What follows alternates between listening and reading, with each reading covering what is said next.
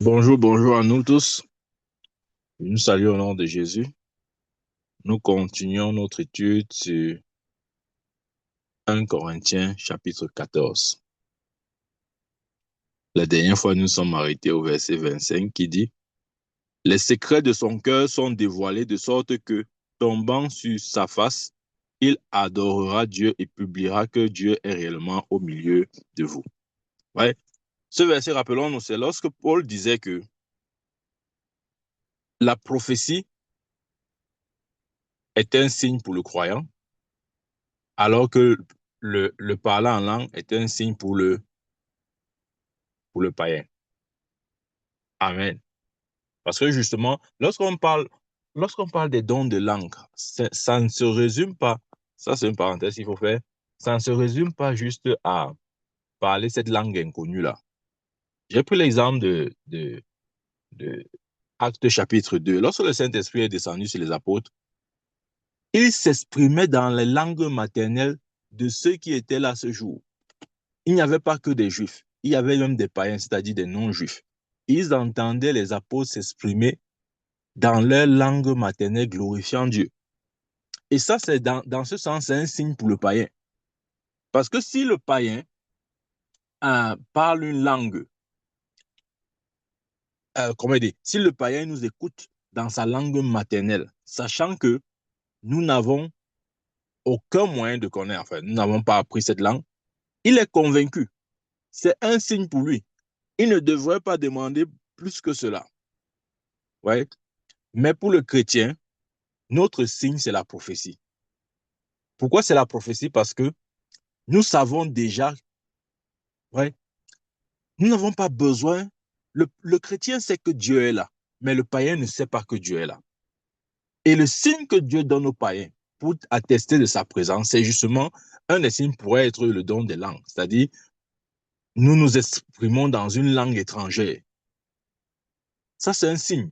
Mais le chrétien n'a pas besoin de ce signe-là, parce que le chrétien, normalement, un chrétien normal, sait déjà que Dieu existe. Ouais. Il sait que Dieu est au milieu de son peuple. Donc, il n'a pas besoin d'un signe dans ce sens-là. C'est pourquoi il a dit, le don des langues est un signe pour le païen et la prophétie est un signe pour le chrétien. Amen. Nous continuons au verset suivant, le 26. Il dit, que faire donc, frères, lorsque vous vous assemblez, les uns ou les autres parmi vous ont-ils un cantique, une instruction, une révélation, une langue, une interprétation, que tout se fasse pour l'édification? Oui. Donc, Dieu merci pour le verset 26. Parce que sans ce verset, on aurait l'impression que l'apôtre Paul essayait de faire taire certains dons spirituels au milieu de son peuple. Non. Il relève juste la question d'ordre et de discipline. Et ça, dans une communauté ou dans une église locale, il faut cet ordre-là. Parce que s'il n'y a pas cet ordre, il y aura le désordre. Et quand il y a le désordre, ce n'est bien pour personne, ni pour ceux qui sont là, ni même pour Dieu. Parce que la maison de Dieu n'est pas une maison de désordre. Amen.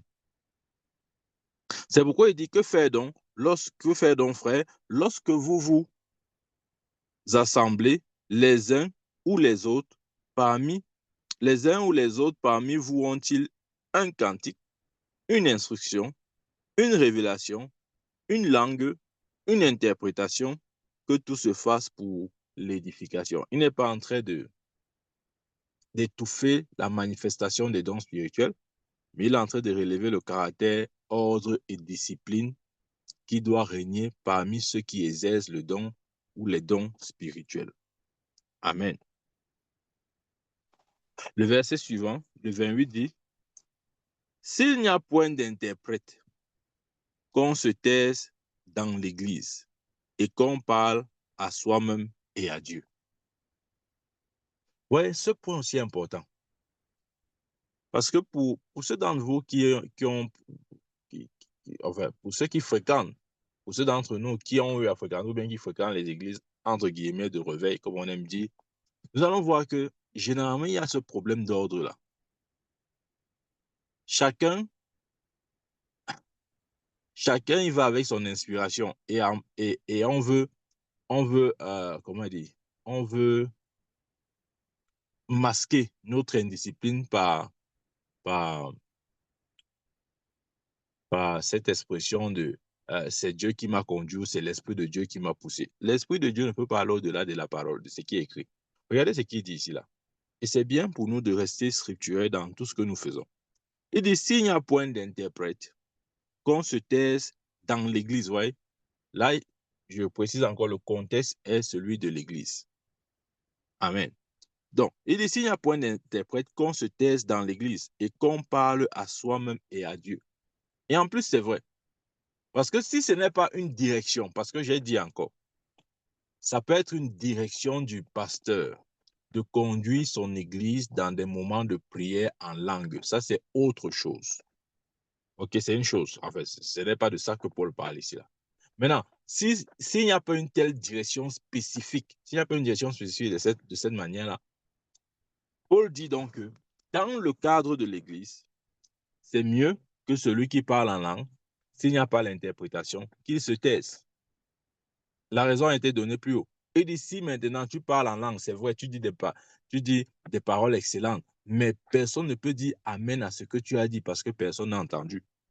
Et si on n'entend pas, ça ne nous édifie pas.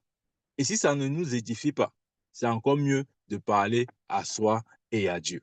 Parce que même si ça n'édifie pas les autres, ça nous édifie et ça rend ministère au Seigneur, ou disons, on rend ministère au Seigneur par ce don-là. Ouais, c'est pour ça qu'il a dit que dans le cas de l'Église, si quelqu'un se lève pour parler en langue et qu'il n'y a pas d'interprète, c'est mieux qu'il se taise. Parce que quand il aura fini de parler en langue, personne n'aura. Je dis quoi? Personne ne saura exactement ce qu'il a dit. Donc, si on ne peut pas t'écouter, si tu ne peux pas communiquer, autant mieux se taire. C'est dans ce sens que Paul dit, s'il n'y a point d'interprète, qu'on se taise dans l'Église et qu'on parle à soi-même et à Dieu. Verset 29. Pour ce qui est des prophètes, voilà, ça c'est important. Il parlait avant du don de prophétie. Mais maintenant, il parle des prophètes. Donc, il fait la différence entre le don de prophétie et le ministère de prophète. Cette différence doit être bien comprise. Il y a la différence entre le don de prophétie et le ministère de prophète. Ce n'est pas parce qu'on exerce un don de prophétie qu'on est prophète. Non. D'ailleurs, il parle à l'Église en disant quoi? Qui aspire au don spirituel, surtout celui de la prophétie. Donc, il est en train de dire à l'Église de Corinthe que puisse Dieu vous permettre de tous prophétiser. Mais il n'a pas dit que vous tous, vous êtes des prophètes dans le sens du ministère. Ce ministère qui est révélé dans Éphésiens 4, verset 11, qui a dit, ou qui dit, il a donné les uns comme apôtres, les autres comme prophètes, les autres comme évangélistes, les autres comme pasteurs, les autres comme docteurs ou enseignants, pour le perfectionnement du saint en vue de l'œuvre du ministère et l'éducation du corps de Christ, jusqu'à ce que nous soyons tous parvenus à l'unité de la foi, à la stature parfaite du Fils de Dieu. Ouais. Donc, les ministères sont là pour amener l'Église à la perfection. C'est beaucoup plus que avoir un don spirituel, quel que soit le don. Ici, donc, l'apôtre Paul fait clairement la différence entre le don de prophétie qui peut être exercé par tous les chrétiens et le ministère de prophète. Amen. Et des jolis. Pour ce qui est des prophètes, que 2 ou 3 parlent et que les autres jugent. Voilà.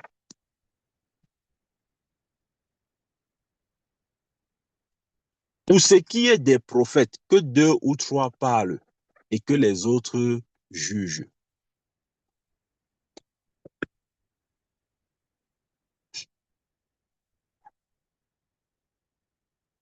Pour ce qui est des prophètes, que 2 ou 3 parlent et que les autres jugent.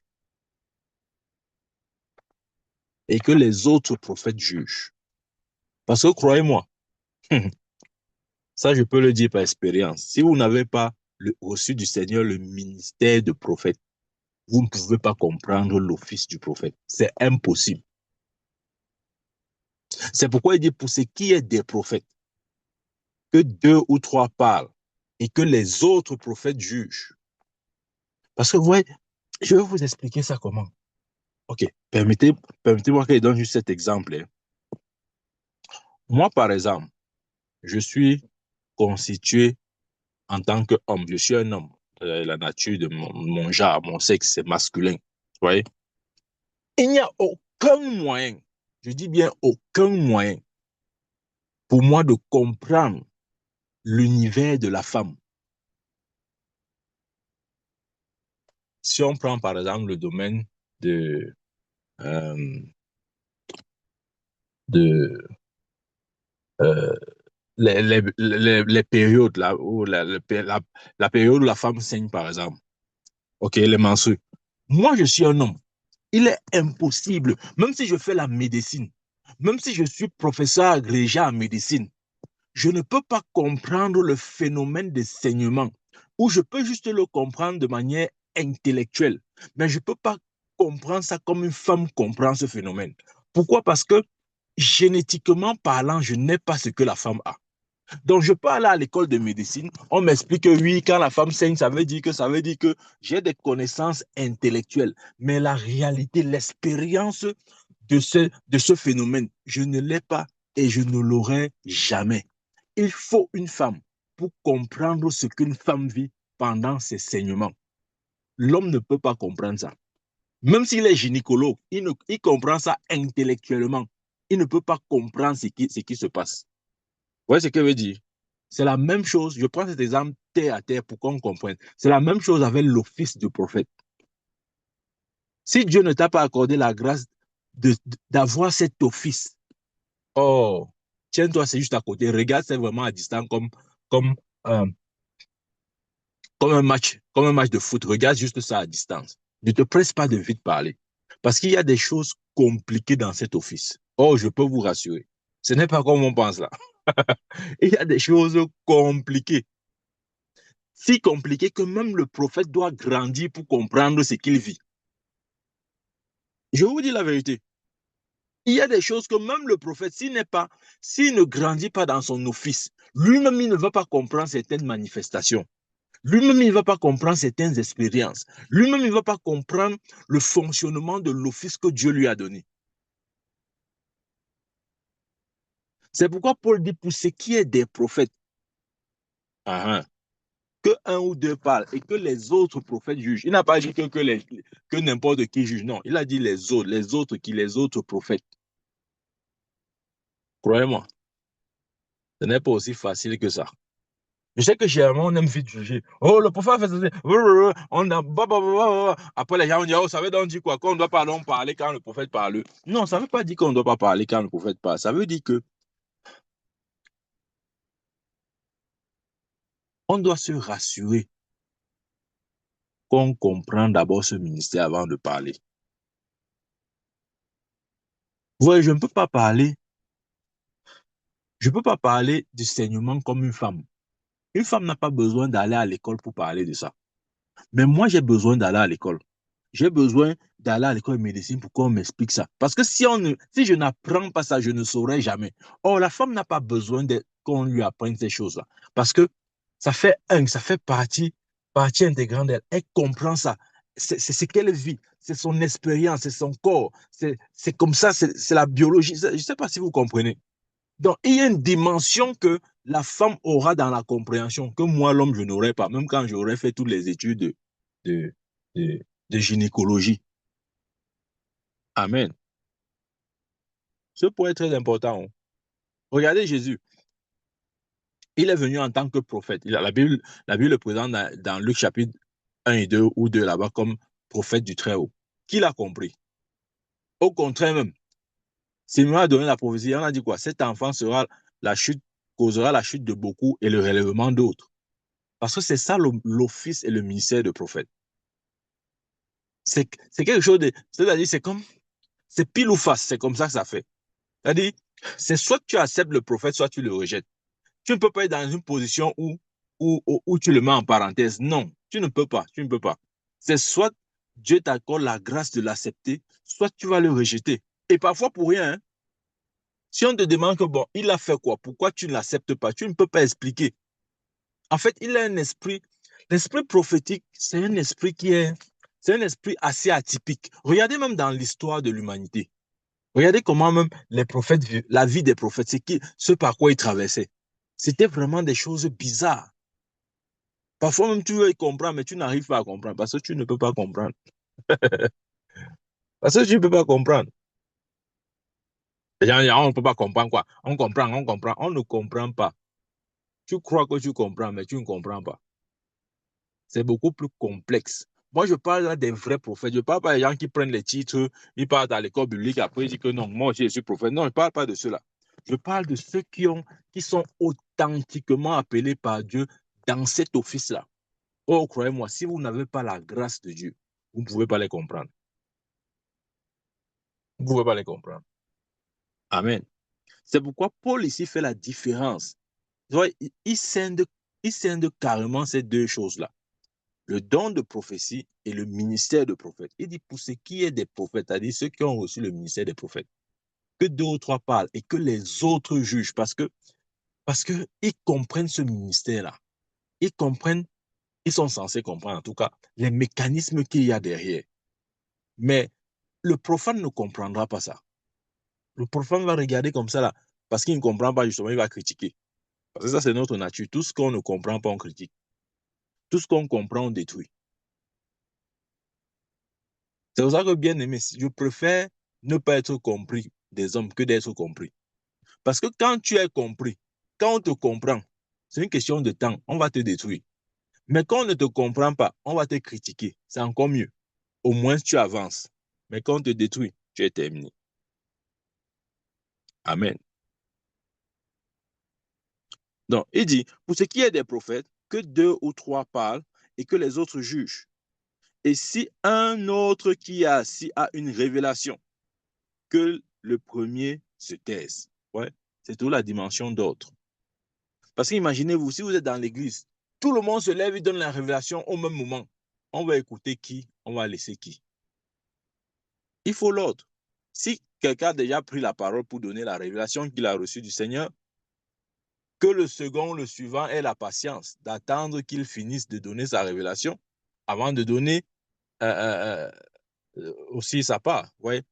Mais si à peine quelqu'un se lève pour donner une révélation, que l'autre s'est déjà levé, le troisième s'est levé, le quatrième s'est levé, ça sera une cacophonie. L'église sera, c'est-à-dire, ça sera sans dessous et ça. Personne ne va même se retrouver. Même ceux qui disent prophétiser, ils ne vont plus se retrouver parce que ça sera juste du désordre. Amen. Non, c'est ça que Paul dit là. C'est important que nous comprenions la notion d'ordre. Il dit, et si un autre qui est assis a une révélation, que le premier se taise. Verset 31.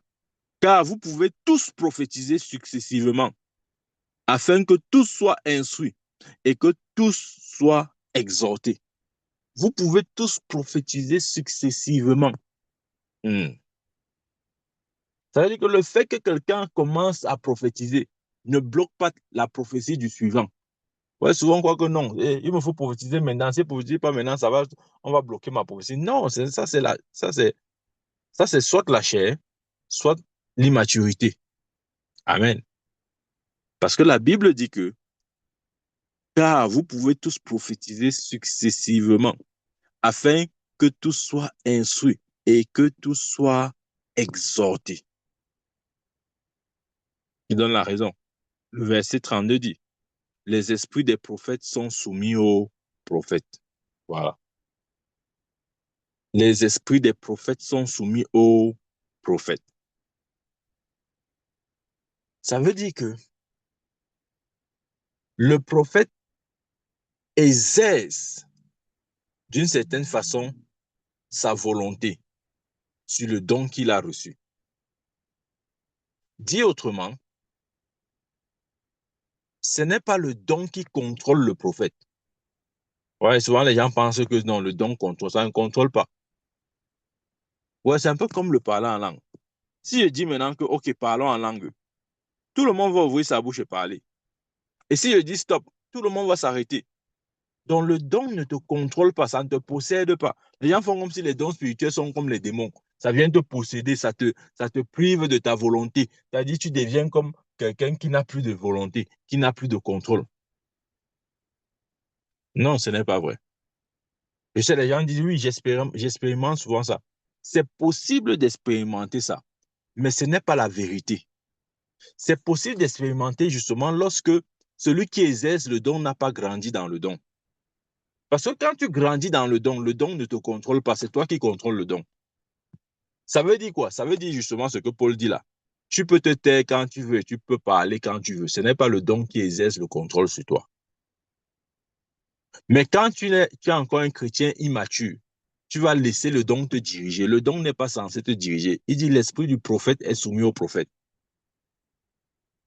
Ouais, ça, c'est important de comprendre. Parce que ouais, parfois, il y a des gens qui disent vraiment, je ne sais plus, je ne sais plus. C'est-à-dire, on veut tout. Oui, d'accord, je sais. Parfois, Dieu peut nous mettre dans un état d'extase. Oui, ça, je comprends ça. OK?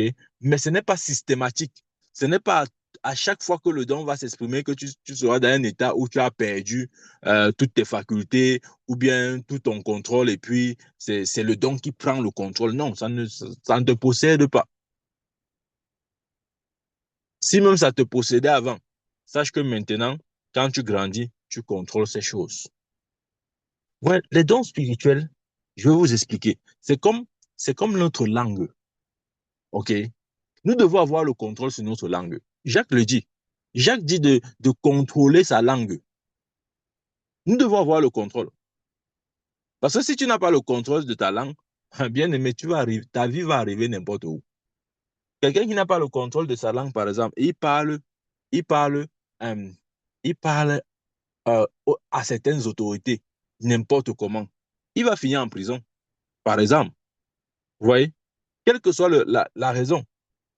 S'il n'a pas le contrôle de sa langue et qu'il parle n'importe comment à euh, une autorité importante, à cause de ce qui est sorti de sa bouche, il peut finir en prison, même si c'est qu'au fond, il a raison. Donc, nous devons avoir, je prends juste cet exemple pour dire, nous devons avoir justement le contrôle sur notre langue. Par conséquent, par ricochet, le don aussi, parce que le don s'exprime par notre bouche. Ne faisons pas comme si le don sortait par les cheveux ou par nos pores. Non, ça sort par notre bouche. Lorsque quelqu'un prophétise, c'est par sa bouche qu'il prophétise. Ah.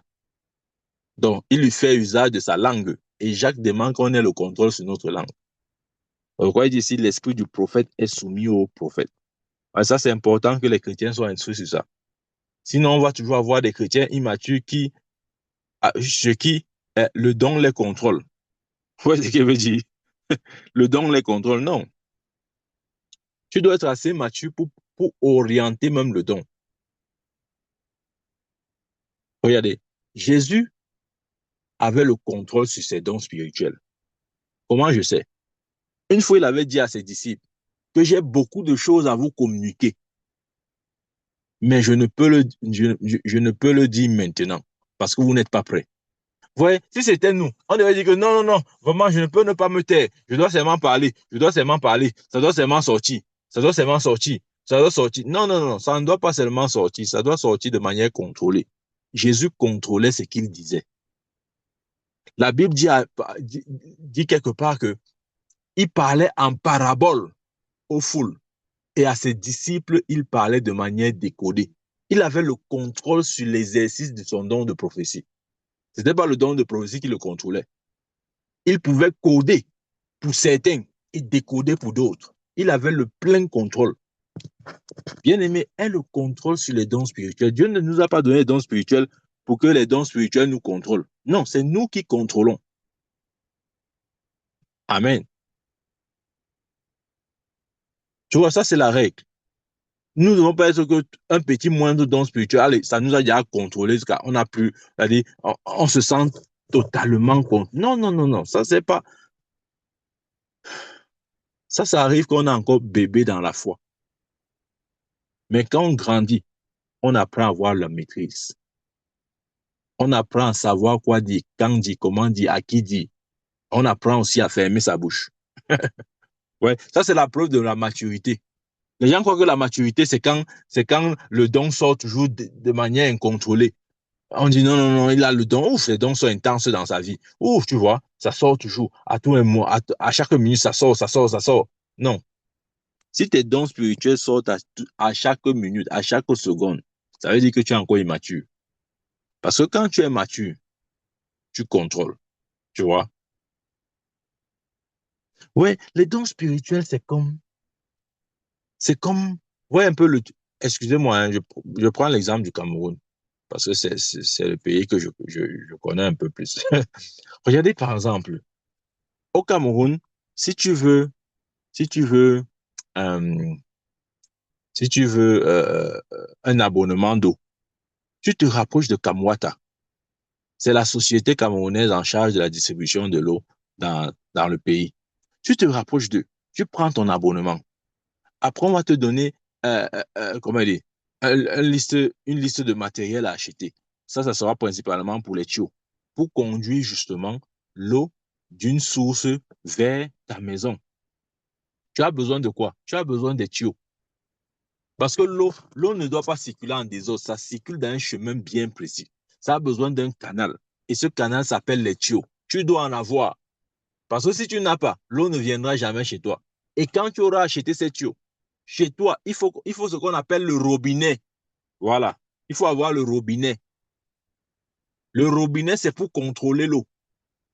Parce que si tu n'as pas le robinet, ta maison va être inondée d'eau. Voilà. C'est ça ton problème. Si tu n'as pas le robinet, ta maison sera inondée d'eau. Et finalement, ça sera un lieu invivable. Parce que des fois, il faut fermer le robinet. Ah, ah. Et des fois, il faut l'ouvrir. Je veux dire ça autrement. Des fois, il faut laisser le don s'exprimer. Et des fois, il faut arrêter. Ça, c'est la preuve de maturité. Quand vous voyez quelqu'un qui n'a pas au contrôle sur ses dons, peu importe l'intensité du don, hein, si celui qui les exerce n'a pas un contrôle sur ça, c'est la preuve qu'il est immature. Voilà. Donc, cette parenthèse est importante. C'est exprès que je souligne cela. C'est pour nous donner justement cette compréhension-là. Parce que nous en avons besoin. Amen. Donc, il dit au verset 32, les esprits des prophètes sont soumis aux prophètes. Car Dieu n'est pas n'est pas un Dieu de désordre, mais de paix, comme dans toutes les églises des saints. Ouais, Dieu n'est pas un Dieu de désordre. Des fois, les chrétiens font comme si Dieu est un Dieu de désordre. Que non, c'est quand il y a le désordre. On se lève, on prophétise en désordre, on fait n'importe quoi à l'église. On sort comme on entre comme on sort. On fait tout, tout, tout, tout, tout, tout, tout. On dit non, non, non. Dieu nous a appelés à la liberté. Je suis libre, je suis libre. Pourquoi vous voulez me ramener dans la loi? Je ne suis plus dans la loi, je suis dans la grâce. Je suis dans la liberté. Ça, c'est le désordre. C'est parce que tu ne sais pas, c'est le désordre. Amen. Donc, il dit, car Dieu n'est pas un Dieu de désordre, mais de paix, comme dans toutes les églises des saints. Verset 34. Que les femmes se taisent dans les assemblées, car il ne leur est pas permis d'y parler, mais qu'elles soient soumises, selon que le Seigneur dit aussi, selon que, selon que le dit aussi la loi. Amen. Ouais, je garde ce verset pour demain. On va parler de ce verset. On va parler de ce verset demain. Parce que vous voyez, quand on ne comprend pas ce verset, on va se mettre à frustrer la femme pour rien. On dit non, la Bible a dit que la femme se taise. Femme, tais-toi. Ta place est à la cuisine. Va nous préparer le riz sauce d'arachide. C'est ce que tu dois faire. Laisse les choses spirituelles aux hommes. Pourtant, ce n'est pas ce que la Bible a dit.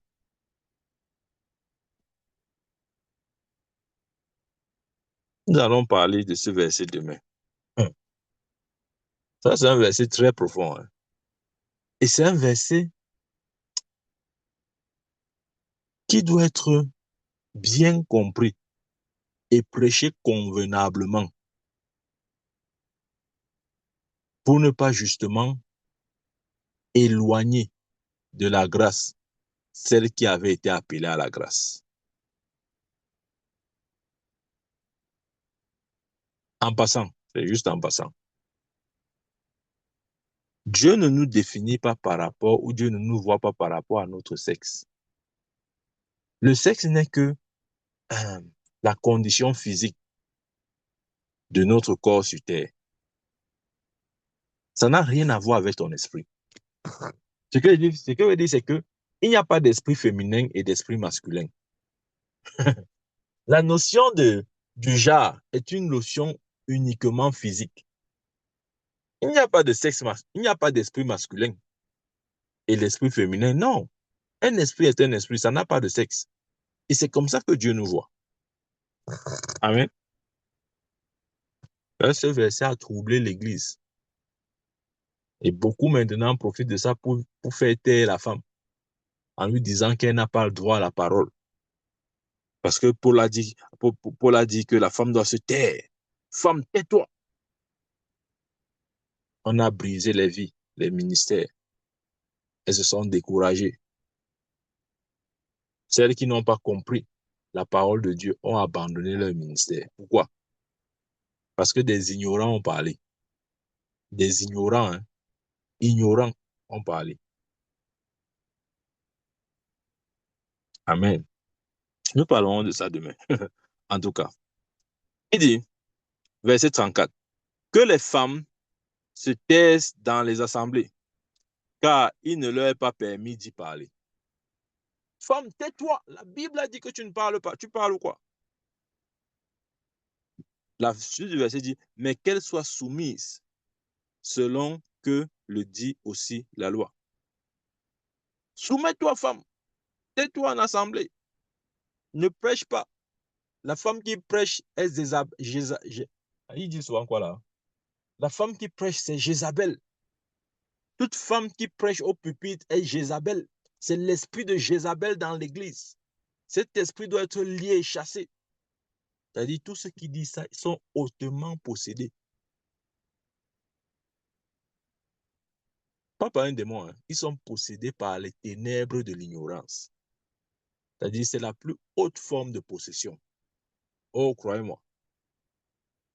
Avec le temps, l'expérience et le recul, la plus haute forme de possession, ce n'est pas la possession démoniaque.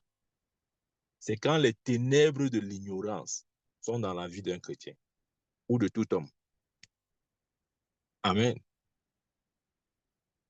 Parce que les ténèbres de l'ignorance ont pour but d'aveugler nos yeux pour que nous ne voyions pas les choses comme Dieu voit. Et Satan sait qu'aussi longtemps que nous ne voyons pas comme Dieu voit, nous perdons le temps. Amen. Verset 35. Si elle veut s'instruire sur quelque chose, qu'elle interroge leur mari à la maison, car il est malséant à une femme de parler dans l'église. Je vais dire, on va parler de ça demain. Je parle de ça aujourd'hui. Oh, femme, interroge ton mari à la maison. D'abord, on ne veut pas entendre ta voix ici, là. Il est malséant à une femme de parler dans l'église. Tais-toi. Ça, c'est la parole des dictateurs. Quand quelqu'un parle comme ça, qu'il soit chrétien ou homme de Dieu, c'est un dictateur. Un dictateur ignorant. Voilà. C'est comme ça qu'il est. C'est-à-dire, c'est un dictateur ignorant. Il n'a compris, il n'a rien compris. Ni l'esprit, ni la puissance.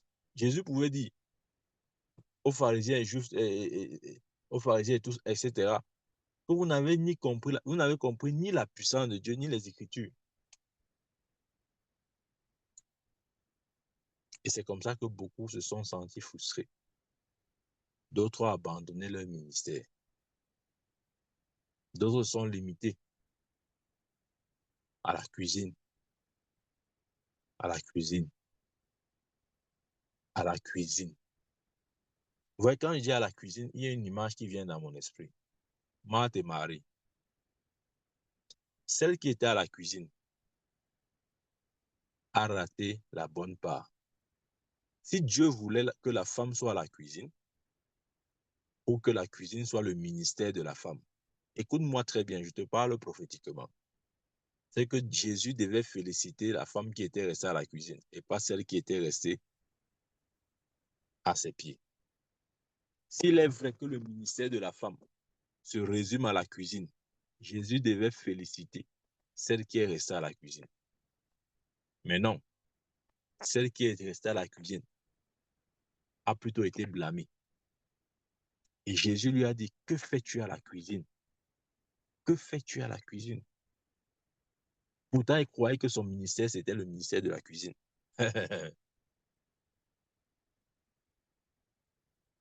Malheureusement, ce sont ces deux catégories de femmes qu'il y a. Il y a des femmes qui ont compris que leur ministère, c'est au pied du Seigneur. Mais il y a d'autres qui sont encore dans les compréhensions erronées, qui pensent que leur ministère, c'est à la cuisine. Ils pensent qu'ils sont plus efficaces ou ils servent Dieu lorsqu'ils sont à la cuisine. Bien aimé, c'est une erreur. Si tu pensais ou croyais ainsi, arrête de penser ainsi.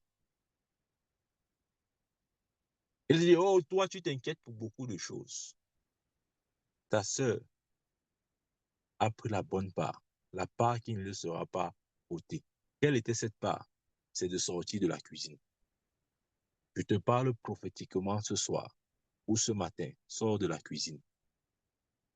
Sors de ce ministère que les hommes t'ont donné. Entre dans le ministère que Dieu t'a donné.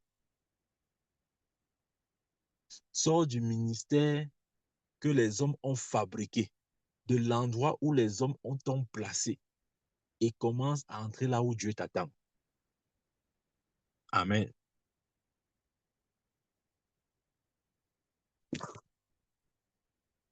C'est important pour nous de le comprendre bien. Verset 36. Est-ce de chez vous que la parole de Dieu est sortie ou est-ce à vous qu'elle est parvenue? Si quelqu'un croit être prophète, ouais, j'aime l'apôtre Paul, c'est-à-dire que cet homme il était magnifique. Regardez comment il clôture son chapitre. Il dit, si quelqu'un croit être prophète ou inspiré, qu'il reconnaisse que ce que je vous ai écrit est un commandement du Seigneur.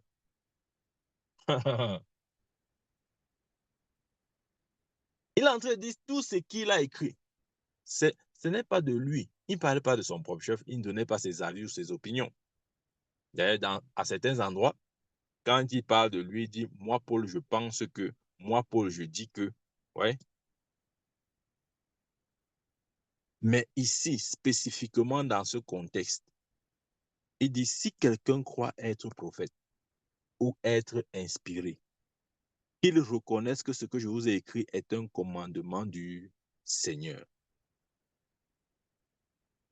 Et si quelqu'un l'ignore, qu'il l'ignore. Il y a tous les gens comme ça, hein, toujours en train de discuter de tout. C'est-à-dire, ils sont dans leur principe de fonctionnement, ils doivent dire non à tout ce qu'on leur dit. Même quand c'est la vérité, ils doivent dire non. C'est-à-dire, ils se sentent accomplis lorsqu'ils ripostent, lorsqu'ils sont opposés, lorsqu'ils prennent la posture de l'opposant. C'est là où il se dit que non, je défends l'évangile. Je suis en train de défendre l'évangile. Alors qu'il expose juste son ignorance. Paul dit, si quelqu'un croit être prophète ou inspiré, qu'il reconnaisse que ce que je vous ai écrit est un commandement du Seigneur. Et si quelqu'un l'ignore, qu'il l'ignore. Parce qu'il y aura toujours des gens qui vont ignorer. Verset 39. Ainsi donc, frère, aspirez au don de prophétie et n'empêchez pas de parler en langue. Ouais. Il clôture son chapitre en disant que, vous voilà, je ne vous ai pas empêché de prophétiser, encore moins de parler en langue. Faites les deux, mais faites-les ou faites-le dans l'ordre, dans un certain ordre ou discipline. Amen. Le verset 40 dit, mais que tout se fasse avec bienséance et avec ordre. Il avait besoin de discipliner l'église de Corinthe. Parce que bien qu'elle opérait dans les dons spirituels, elle était désordonnée. Ceux qui opéraient dans ces dons étaient immatures. Il avait besoin de donner le commandement du Seigneur. Il a adressé ce sujet des dons spirituels et du parler en langue, pas du point de vue comment dire, pas de son propre point de vue. Il ne donnait pas un avis subjectif sur la question. Non, il donnait la pensée du Seigneur. C'est pourquoi il a dit, si quelqu'un croit être prophète ou inspiré, qu'il reconnaisse que ce que je dis est un commandement du Seigneur. Amen. Donc, bien aimé, ce que Paul nous dit, c'est qu'exerçons les dons spirituels, mais faisons-le dans l'ordre. Parce que Dieu est un Dieu d'ordre et non de désordre. Que Dieu nous bénisse au nom de Jésus-Christ. Amen.